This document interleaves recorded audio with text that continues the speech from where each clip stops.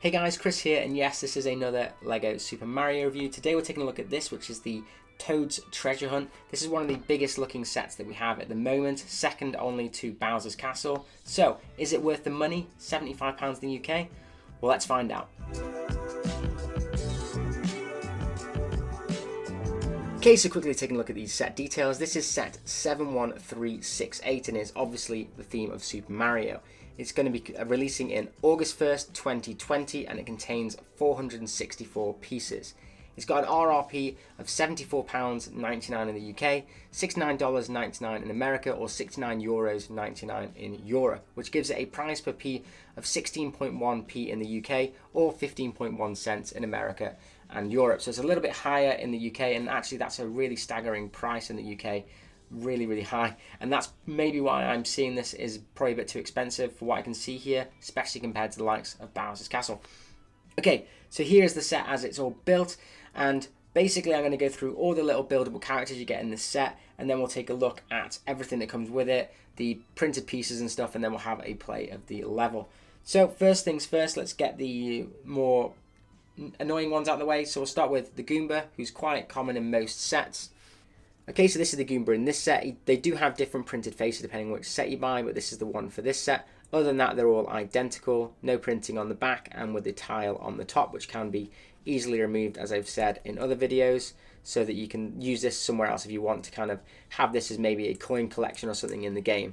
Then he also has these little new legs which have come out, which are the 2x2 rounded, and they're kind of on these little bits. There's a 2x3 one as well that I've seen, which is for Bowser Jr.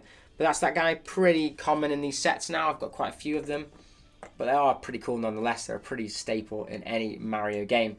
Other than that, we have the Cheep Cheeps. So I'll pull one of these off because they are on a rotating thing. Okay, so here is the Cheep Cheep. Pretty cool. That's an exclusive printed piece there in red, and he has this kind of weird Mohican look to him. Then this uses the what I would call the drink bottle top in pink, which is quite nice. And that just goes onto a 1x2 tile there.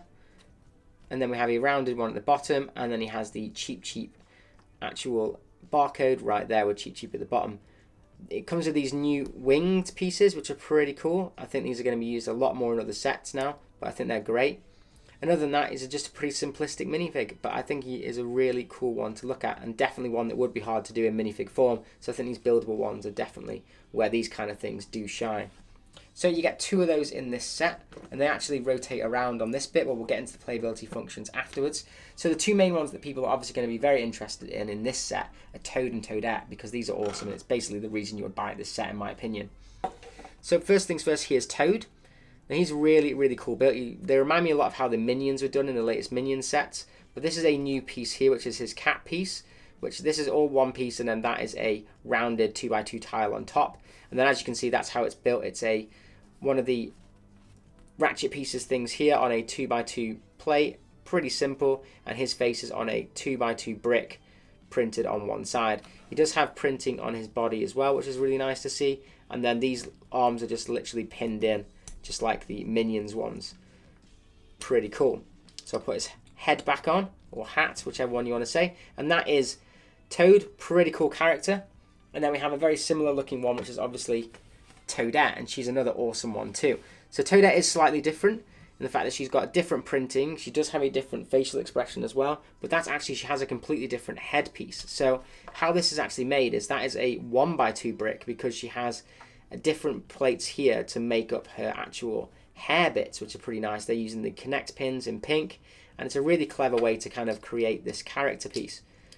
So you just pop her back on, and there you go. That's how it looks. Really cool. Again, she comes with the same feet as the Goomba and Toad. But other than that, they are pretty much the same. Pretty cool characters. So that's the buildable characters out of the way. So you get 3 enemies, and you get Toad and Toadette. But how does Mario interact with Toad and Toadette? Because obviously he doesn't have barcodes on them, if you hadn't realised. And that's because Mario wouldn't go and jump on their heads. That would just be silly. But what they do have is they both have a little question mark like this, which has a speech bubble on it in front of them. So Mario goes up to talk to them, and it's a speech bubble which gives them coins. So this one is the one for Toad, and then there's a pink one for Toadette. So that basically means that you could probably build your own characters and use those if you wanted to in front of them for these sets. Pretty nice. But I think, to be honest, most people just want this set for Toad and Toadette, and I do think they are great additions.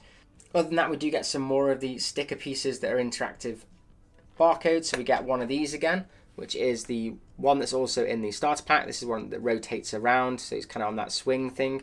There's also a new one here that I hadn't seen before, which I think this is on a couple more sets, but it's actually one that goes along like this, and using the studs, it's a bit rickety, but it's very, very similar. It's just that it obviously just has left to right on it, so as you're moving it around sort of thing. Pretty cool then, nonetheless. And then other than that, we have some special ones in this set. So there's a little bit of play feature here, which involves 3 little boxes. So if I open this one here, you can see the play feature there. This is box 1. And pretty much these are jotted around the map. So there's 3 of these boxes, 1, 2, and 3, and they all have a different barcode on the top. So you're supposed to try and find these hidden in the map. So these will have exclusive bar prints there, which is pretty nice. This one is in this bit here, which is basically the play feature as you hit Mario there to find it.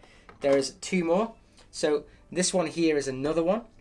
And this is actually a little chest build. That is a printed piece there, which is really nice. And you hit this bit here, and it opens up the chest to reveal number 2. And if you hit it really hard, you can actually flick the thing out. So it does actually have the warning to say don't poke your eyes out on the instructions, which is pretty funny. So I'll put that back there. And then we have one more play feature, which is actually this bit here, if you can see that. And basically that flicks up there to reveal the 3rd box. So I'll just quickly show you that one. They're all exactly the same, just with different numbers on. But I do like that, and I think these are exclusive to this set. I haven't seen these actually anywhere else, so kind of nice to have that at least as a playability feature that you can add into your own levels and stuff. Other than that, we have these 3 built mushrooms, and to me they don't look very good, but I'll show you each of them. I'll take them off and show you. So this one's probably the best one, which is the yellow mushroom. This one's like the second biggest, I suppose. Now the thing that I don't like about these is the fact that they don't have like any spots, which obviously toadstools would have spots on, and I really don't like that. It's just basically one big spot here. They're also only half build, so the back looks really, really ugly, but that's just like most of the Mario sets. They're only really good from one side. So say these are more vignettes than anything else, but that's that one. This one has the play feature of the one coming out there, which is quite nice. That's probably the best one in my opinion. Next we have the bigger one, which is obviously supposed to be Toad's house maybe. I'll try and get this one to show you. But as you can see there, this one, it's not too great either. Again, even more obvious on this one because it only has this one big one here. Then it has one of the bigger actual doors, which are obviously on Pirates of the Caribbean and some of the older Harry Potter sets and stuff. Got a couple of lights, a tree, and then again there is a little place you could probably stand Toad in there if you wanted to meet and greet, which could be quite a cool play feature, but other than that it's not really much in there. And then other than that we have an even smaller one right at the end, which is where they put Toadette outside. So maybe this is supposed to be Toadette's house, or just another, maybe it's supposed to be like look from further back or something, so it's meant to maybe look like forced perspective or something. This is in the distance, but there is the other one. Again, nothing on the back, just all a bit ugly. So that's these little houses. Other than that, you have this really cool built tree. This is quite a unique piece here, and this is where the playability feature was, with the Goomba on top there. These are obviously the Unikitty stands that we used to get with those cloud pieces. They're now in green, which is quite nice. And then we have the play feature there on this. This is probably my favourite part of the build because this does look very Super Mario and it is pretty cool. I wish we could get more of these to kind of have had a bit more height in the Mario levels.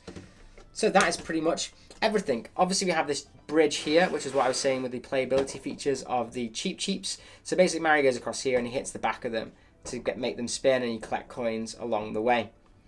So it's basically a little bit of an assault course, this one.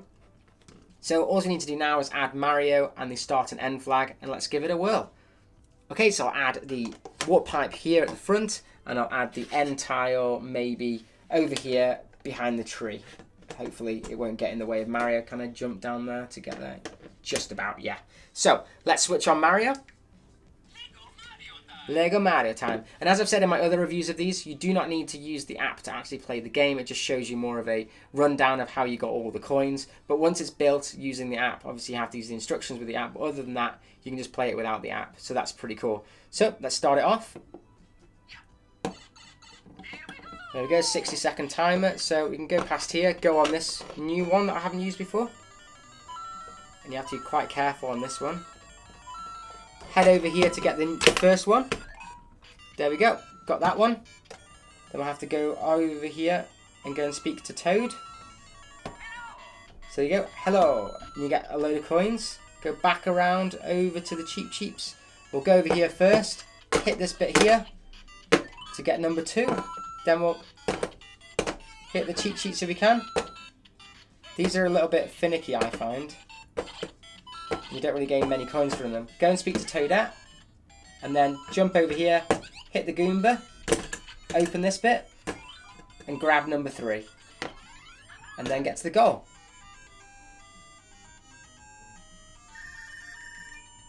And we got 31 coins.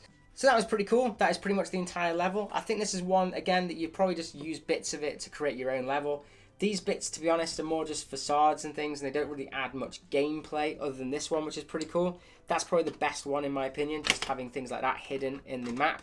So I don't know whether I'd use much of this. Maybe have it on the background if I'm playing the level, just to add a little bit more like that it's maybe some of the earlier levels in the Mario games. So other than that, it could be cool for that. But okay, so what's my overall thoughts on the set?